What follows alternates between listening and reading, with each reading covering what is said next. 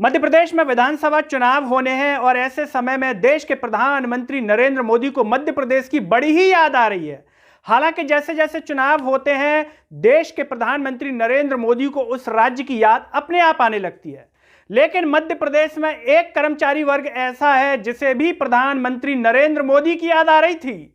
वो सोच रहे थे कि देश के प्रधानमंत्री नरेंद्र मोदी उनकी बात सुन लेंगे और उनकी बात सुन लें, इसके लिए उस कर्मचारी वर्ग ने देश के प्रधानमंत्री नरेंद्र मोदी जी के द्वारा सुझाया गया एक आइडिया, उसी पर काम किया। थाली बजा डाली। बताइए, थाली बजा डाली। लेकिन वो कहां समझते थे कि देश के प्रधानमंत्री नरेंद्र मोदी जी के लिए ये सारी चीजें एक इवेंट होती हैं, उसके बाद वो सारी चीजें भूल जाते हैं। लेकिन सबसे बड़ा सवाल यहां पर यह उठ करके लोगों के मन में आ सकता है, क्या उस कर्मचारियों के द्वारा बजाई गई थाली मध्य प्रदेश से मोदी को और भाजपा को कर देगी खाली?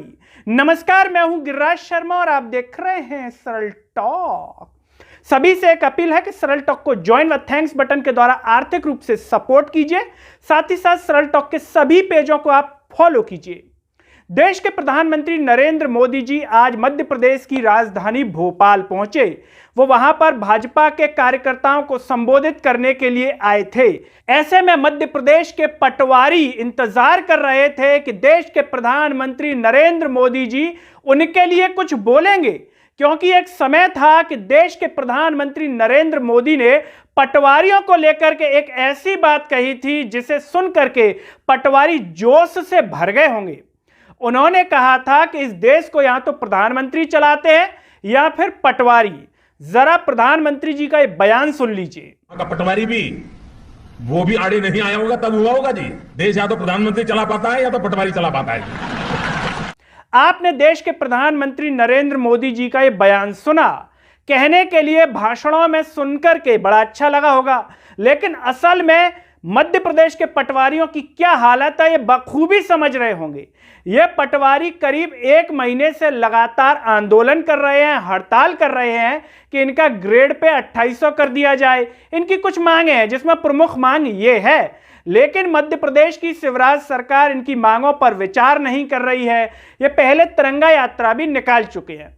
ऐसे में देश के प्रधानमंत्री नरेंद्र मोदी जी का मध्य प्रदेश में आगमन हुआ और एक टैगलाइन इन पटवारियों ने सुन ली होगी फेसबुक पर कि एमपी के मन में है मोदी और मोदी के मन में है एमपी। शायद इसी विचारधारा के साथ इन्होंने सोचा कि देश के प्रधानमंत्री नरेंद्र मोदी जी आ रहे हैं तो हम उनका स्वागत ताली और थाली बजा करके करें। तो ये पटवारियों ने प्रधानमंत्री नरेंद्र मोदी जी की थाली बजाई। इन्हें लगा कि इस थालियों की आवाज देश के प्रधानमंत्री नरेंद्र मोदी जी के कानों तक पहुंचेगी, सोशल मीडिया के माध्यम से, ट्विटर के माध्यम से या फेसबुक के माध्यम से। लेकिन उन्हें क्या पता था कि प्रधानमंत्री नरेंद्र मोदी जी के कान विशेष प्रकार के होते हैं जो वो एक बार मुंह से निकाल दें तो कह देते हैं, उसके बाद उस पर कोई विचार नहीं करते। ऐसा लगता है कि भाजपा या मोदी जी की यही जो है कार्य करने की एक प्रणाली है। मुंह से बोल दीजिए, द्वारा ध्यान मत दीजिए कि मैंने पटवारियों को लेकर के क्या कहा था। अब ये पटवारी, देश चलाने वाले पटवारी जिनका देश के प्रधानमंत्री नरेंद्र मोदी जी जिक्र कर रहे थे, अब उनकी कोई सुनने वाला नहीं है। न शिवराज सिंह चौहान सुन रहे हैं, न गोविंद राजपूत मंत्री साहब सुन रहे हैं और ना ही सुन रहे हैं प्रधानमंत्री जी जो कह रहे हैं कि एमपी के मन में है मोदी। भाई कैसे मन में है मोदी जब आप पटवारियों की सुन नहीं रहे, वो भी मध्य प्रदेश के पटवारियों की? तो ऐसे में सबसे बड़ा सवाल उठता है, क्या ये पटवारियों की जो थाली है वो मध्य प्रदेश के चुनावों में एमपी से मोदी और भाजपा को दोनों को कर देगी खाली? और केवल यही पटवारी नहीं, एक वो पटवारी हैं जो नियुक्ति का इंतजार कर रहे हैं, परीक्षा दे करके बैठ गए हैं, लेकिन जांच थोड़ा ज्यादा समय ले रही है। कितना समय लेगी पता नहीं।